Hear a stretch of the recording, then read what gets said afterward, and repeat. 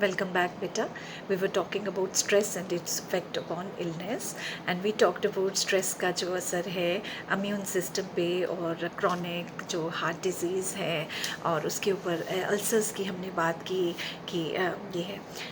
Here we want to talk about stress and its relationship with kind of cancer. Can stress cause cancer? So the answer is number one, we have to understand what stress is. Stress is a part of our body's normal reaction to a perceived threat. जब हम किसी threat को देखते हैं तो एक normal reaction होता है stress में आना, and it's necessarily a bad thing. I don't say that it's a good thing, it's a bad thing. It can drive you to accomplish things and help you to avoid potentially dangerous situation. जो आपके अंदर एक general capacity होती है वो ख़त्म कर देता है ये कि आप लड़ सकें. But too much of stress can have a big impact on your physical and emotional health. So leading some experts to take a look at the possible role of stress in the development of cancer. So can stress can cause cancer? The answer is not clear yet. It's not clear, beta. But we have to learn the common theories about the link between cancer and stress. So different types of stresses हैं beta. For example, there is acute stress, and these might include needing a slam on your brakes to avoid hitting a car that's pulled in front of you. So acute stress can cause several physical symptoms, including rapid heart rate, increased blood pressure, quick breathing, muscle tension, increased sweating. Then there is chronic stress. Examples of things that can lead to chronic stress are living in dysfunctional or abusive home situation. आपके घर का माहौल अच्छा नहीं है, working a job that you hate and have frequent financial troubles, living with a chronic illness can किसी loved one को खो देना. So over time chronic stress जो भी ये भी heart disease को, digestive issues को, anxiety, depression, weight gain, problem, sleeping difficulty को ये ले लेता है. So now we talk about, here's a look at some of the, there are lot of things they talked about, is there a risk of developing cancer?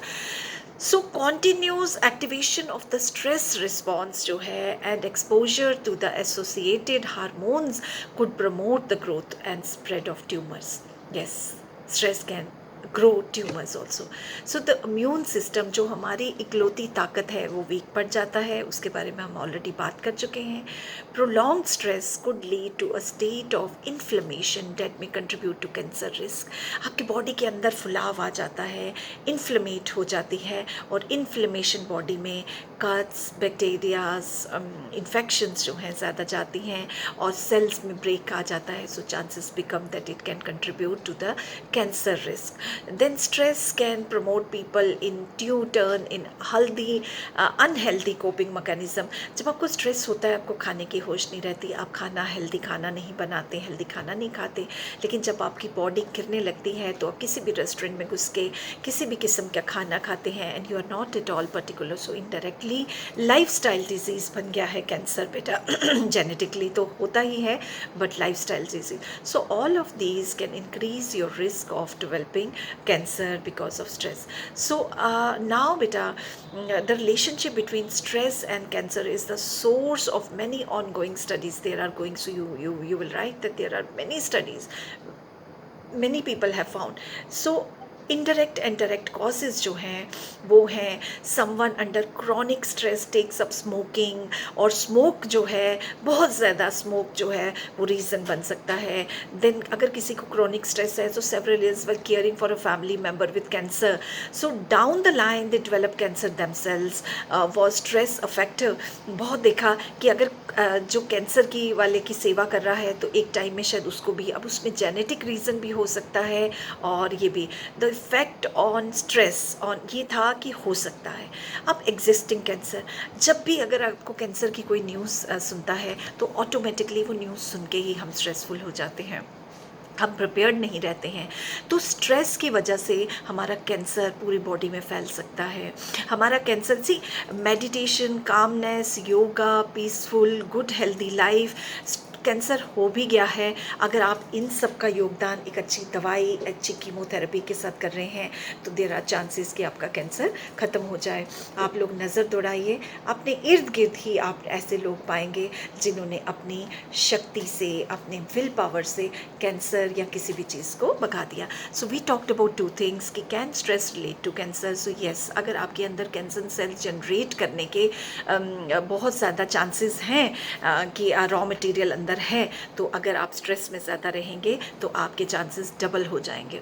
Similarly sales को week करना, तोड़ना, उसके अंदर इन्फेक्शन ये डालना, तो stress जब हमारे इम्यून सिस्टम को ही तोड़ देता है तो बहुत हद तक चांसेस बन जाते हैं कि हमें हो।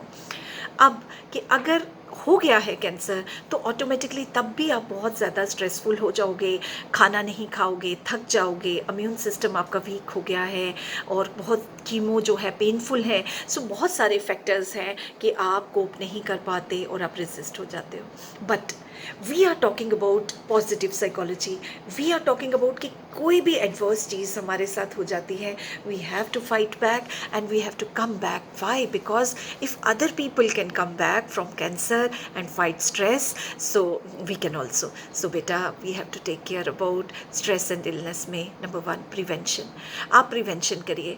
आप अगर आपका मूड बार बार ख़राब होता है, you are becoming stressful, so please stop it right now. Stop it. Why? Because you can be exposed to so many of physical body illness. आज नहीं होगी, 10 साल बाद होगी, जब आपकी बॉडी वीक हो जाएगी।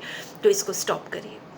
खुदा न खास्ता अगर हमें ऐसा कुछ हो गया है, so with our positive attitude, with our positive thing, I am sure positivity, calmness, relaxation, hope, flourishing, अच्छी चीज़ें जो हैं ये किसी भी ट्रॉमा से हमें दूर ला सकती हैं, हमें रिफ़्रेश कर सकती हैं, inculcate to the healthy lifestyle and healthy living and stress. Put stress away. Why? Because it is a silent killer and it kills us. Thank you so much. With this we have completed the topic of stress and illness. Very shortly, एक है irritable bowel movement. Bowel movement कि आपको लग रहा है कि you want to put out excrete करना चाहते हैं पॉटी या आगे बाहर, और वो नहीं आता और आपके अंदर एक दबाव बन जाता है। Why? Because it is all related with mind. आप स्ट्रेसफुल हैं और बहुत ज़्यादा जब आप प्रेशर उस चीज़ के ऊपर एनल पे लगा के बाहर निकालने की कोशिश करते हैं, so that gets infected, that gets problem. तो आपकी प्रॉब्लम्स जो हैं एग्रीवेटेड। तो इरिटेबल बाउल मूवमेंट जो है कि आपको लगता है कि maybe you want to fresh up and go and do potty, तो वो होता नहीं और कॉन्स्टिपेटेड हो जाता है और बहुत सारे टॉक्सिन्स आपकी बॉडी के अंदर रह सकते हैं। So you have to study about. So we know that stress ने नंबर 1 इफ़ेक्ट किया हमारे इम्यून सिस्टम को, हमारे सर्कुलेटरी सिस्टम को, और सर्कुलेटरी सिस्टम ठीक नहीं होने से हार्ट में जो हार्ट का पंप है वो इक्विलिब्रियम बैलेंस ख़त्म हो गया जो है, और कभी बहुत ज़्यादा फ्लो है, हार्ट रेट बहुत तेज़ है और आपका भूख प्यास नहीं लग रहा, तो गैस्ट्रो इंटेस्टाइनल डिजीज़ आपको हो जाएंगे, स्ट्रेस अल्सर हो जाएगा, बैक्टीरिया जो आपके बॉडी के डाइजेशन को ठीक करता है, सो वो प्रो बैक्टीरियल चीज़ें आपके अंदर से ख़त्म हो जाएंगी। So stress can cause so much. Let us kill the stress by happiness, positivity and authenticity and trust in ourselves and trust in God and trust in the environment. So thank you so much. With this we have completed this unit also, and now we will talk about resilience, coping, और ऐसा क्या करना चाहिए कि जिससे stress जो है हमारी लाइफ से दूर चला जाए। Thank you so much. Thank you बेटा।